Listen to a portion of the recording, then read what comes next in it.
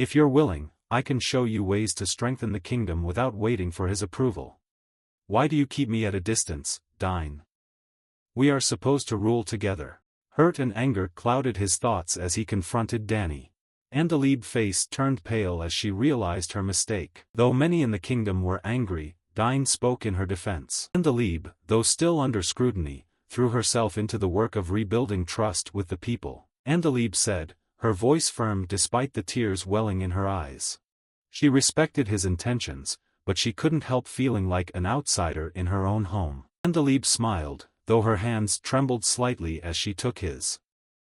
The crowd cheered as they were declared king and queen. The day Andaleeb and Dine were married. The palace was filled with music, dancing, and vibrant decorations.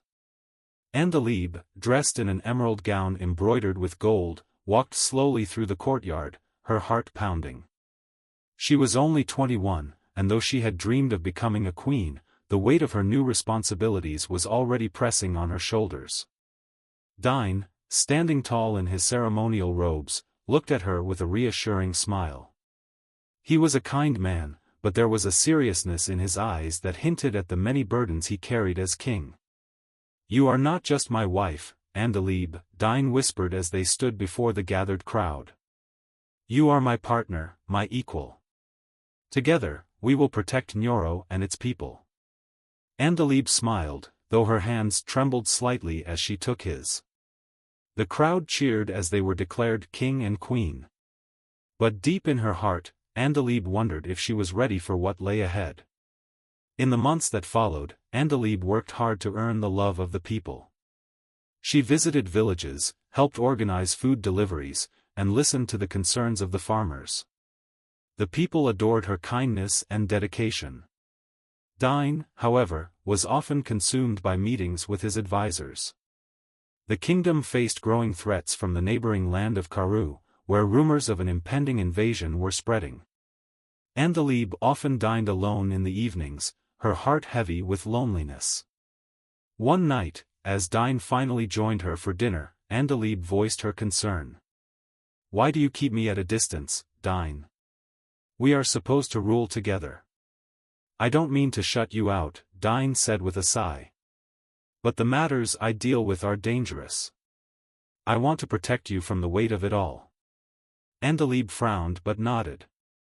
She respected his intentions, but she couldn't help feeling like an outsider in her own home.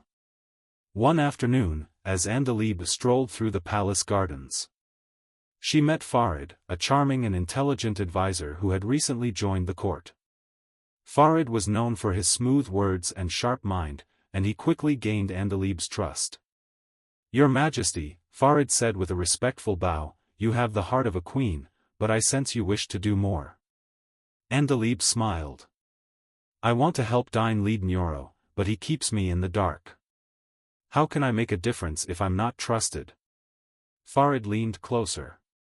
A true leader must sometimes take matters into their own hands.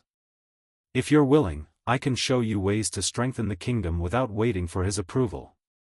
Andaleeb hesitated but eventually agreed. She didn't realize that Farid's loyalty lay not with Nyoro but with Karoo. Slowly, he began manipulating her, using her desire to help as a way to gain access to the kingdom's secrets. Meanwhile, Dine's advisors began noticing strange changes. Trade routes were suddenly disrupted, military plans were being leaked, and Karoo's armies seemed to anticipate Nyoro's every move. Chief Kamau, a loyal and wise elder, approached Dine with his concerns. Your Majesty, there is a spy among us, Kamau said gravely. Someone close to the throne is feeding information to our enemies. Dine's heart sank. He had always prided himself on his ability to trust those around him. But now he felt the weight of doubt. He decided to investigate quietly, not wanting to accuse anyone without proof. One fateful night, Dine discovered a letter hidden in the royal chambers.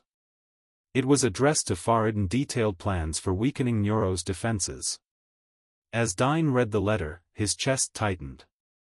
He recognized Andaleeb's handwriting. Hurt and anger clouded his thoughts as he confronted Andaleeb. How could you do this, he demanded, holding the letter in his trembling hand. Did you trust Farid more than me? I thought I was helping Nyoro. Farid said we needed to act quickly to protect the kingdom. I didn't know he was working against us. Your intentions don't excuse the damage you've caused, Dine said coldly. You have put our people in danger. Tears streamed down Andaleeb's face as she fell to her knees. Give me a chance to fix this. I will do whatever it takes. Determined to prove her loyalty, Andaleeb worked with Kamau to set a trap for Farid. She invited him to a secret meeting, pretending to offer him more information. As Farid gloated about his success, Dine and the royal guards stormed in and captured him. Farid's betrayal was revealed to the entire court, and Andaleeb publicly apologized for her actions. Though many in the kingdom were angry, Dine spoke in her defense. She made a mistake, but she has shown courage and loyalty in making it right, Dine declared. We will face this trial together, as king and queen. In the months that followed, Nyoro recovered from the damage caused by Farid's schemes. Andaleeb worked tirelessly to rebuild trust with the people, organizing community projects and strengthening the kingdom's defenses. Her relationship with Dine also began to heal. One evening, as they stood on the palace balcony watching the sun set over Nyoro, Dine took her hand. We have both learned hard lessons, he said softly.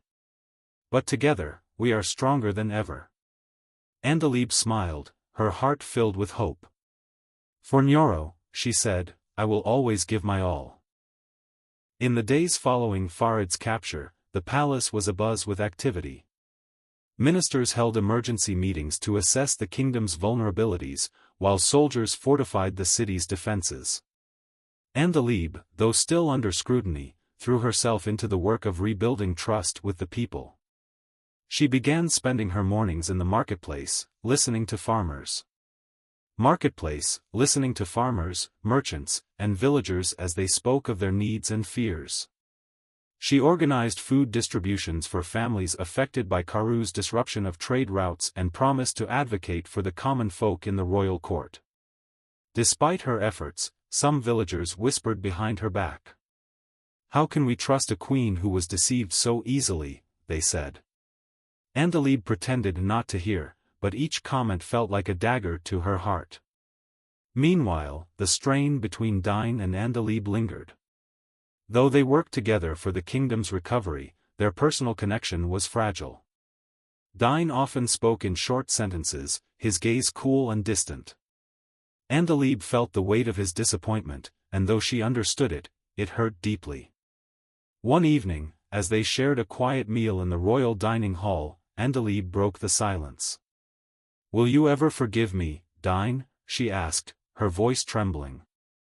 Dine looked up from his plate, his expression conflicted. Forgiveness is not the issue, Andaleeb. I trusted you completely, and you trusted someone else over me. That trust is what we must rebuild. I will spend the rest of my life earning it back. Andaleeb said, her voice firm despite the tears welling in her eyes. Dine sighed but nodded. Then let's start by focusing on what matters most, the safety of Nyoro. The war had ended, but the wounds it left behind, both physical and emotional, took time to heal.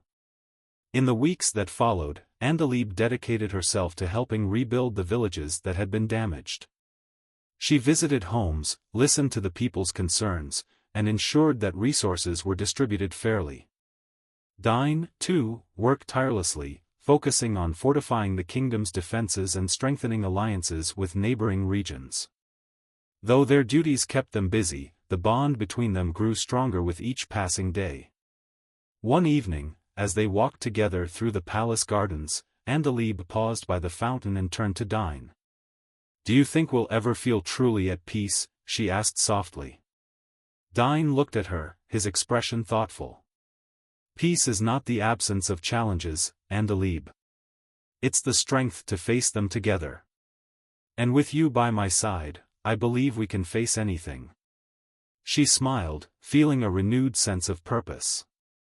Then let us work to ensure that our people know the same peace we strive for. As a gesture of reconciliation and unity, Andaleeb proposed an annual festival to commemorate the kingdom's victory and honor those who had fought and sacrificed for Nyoro. The first festival, held in the heart of the capital, brought together people from all corners of the kingdom.